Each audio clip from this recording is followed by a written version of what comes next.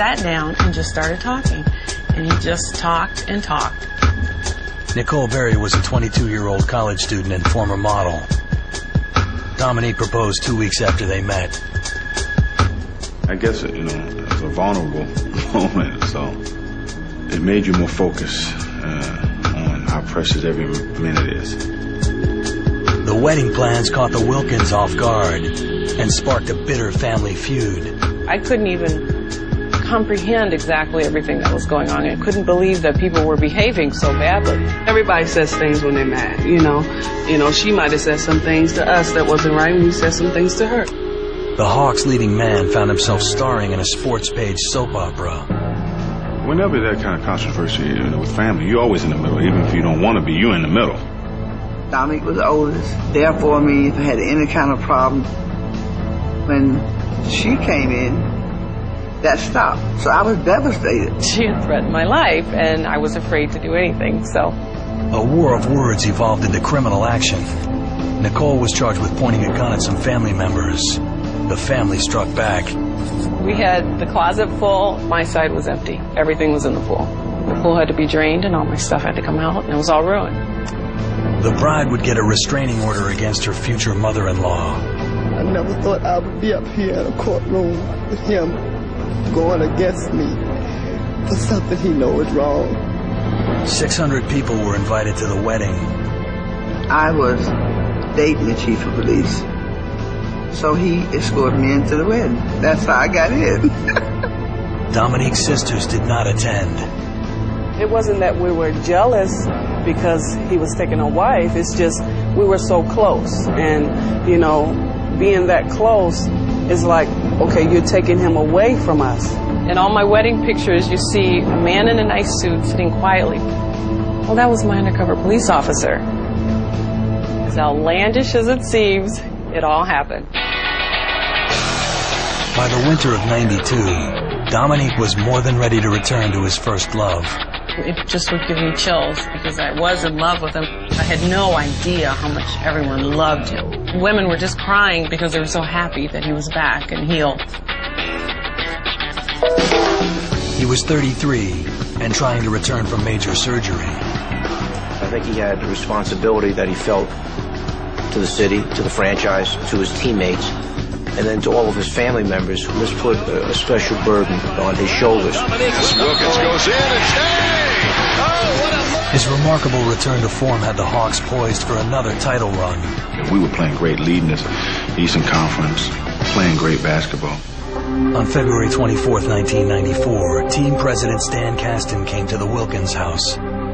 Vividly remember Stan kind of pacing around, and he just told me, well, we made a trade today, and we traded Nick to the Los Angeles Clippers. Atlanta traded its franchise player for the younger Danny Manning. He came over the house that night. He said, somebody hug me. Somebody hug me. He was devastated. That night, the star of the South disappeared. He would never contend for an NBA title again. That's what killed him. He got pushed away. He didn't walk away. I was surprised that someone didn't go after him and pick him up.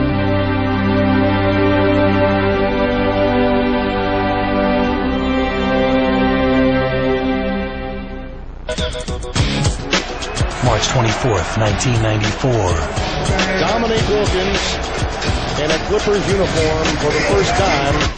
Atlanta welcomed the Hawks' all-time leading scorer back home. Wilkins tries to throw one up from the hip. I was very nervous. I'd never seen him. He was almost shaky. Wilkins going for three. Terrible first half. I think I had like 4 points at halftime. But the human highlight film was determined to put on a show. I just told Harper, give me the ball. Just give me the ball, get out of the way. Dominique with a hard move to the basket. It was so strange because the fans were torn. Wilkins, a scoop to the hoop for Neek. I'm like, I'm back home. Dominique has come back and conquered his old team. It would be his last starring role in the NBA. Dominique Wilkins would finish his career as a journeyman role player on mediocre teams. Contenders never took a chance on number 21. Willis and Dominique will watch out. That's what killed him. He couldn't understand what was going on. He just totally feels like they just shut him out. I'm not sure that from a distance they really could appreciate how much winning meant to this guy. It meant so much to him, he left the country to win a title. In 1995, he signed with Panathinaikos, Athens of the Greek League. That season would be the hardest of his life. My father got ill when I was in Greece. They say he fell into a diabetic coma. John Wilkins passed away on December 27, 1995. Dominique returned home to be with his family. The Greeks were pressing him to come back to Europe, to not stay for the whole funeral and everything, so that was terrible. They weren't thrilled about me coming back. They didn't really care about if someone was passing or not. I mean, they would act like them, but they didn't really care. Dominique's grandmother died just weeks later in Little Washington. They pressed him so badly when it came to his father's funeral that he actually wasn't even able to go to his maternal grandmother's funeral. I went in his stead, and it just crushed him. Here's Wilkins. He'll shoot it, and he'll make it. Dominique is in the groove. Emotionally spent, physically exhausted, Dominique would win his championship in the city of his birth. And that is it. A wild finish at the buzzer. Panathinaikos are the European club champions. He would be named the game's most valuable player. It's a championship, and it's something that in that country is, it's bigger than life. But it's not the NBA.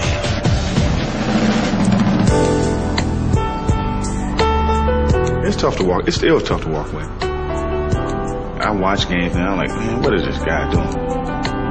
He was depressed. Him not having a goal, he was just lost. To the fans of Atlanta, I want to say from the bottom of my heart, I love you more than you ever know. And I appreciate all the support over these years. Life beyond the game proved too much for their marriage. He was miserable. She was miserable. They were just two young people that didn't know which way they wanted to go. The women who had once hated the union now see the wisdom in keeping it intact. I said to Dominique, maybe, think about talking about getting out with your wife. He looked at me and said, I can't believe it's come from you. We all make mistakes, but forgiving is the best part. Dominique is back in Atlanta with his family and the Hawks. Starting all over again in basketball, but on the other side, on the management side.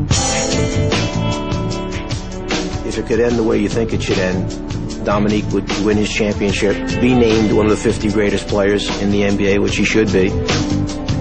He wasn't recognized as one of the top 50. To me, Dominique is one of the top 25. He would still be playing right now if anybody invited him to. He'd put on his shoes, socks, and go. Get out there, shoot him. You don't lose the touch. You may lose the knees, but you don't lose the touch.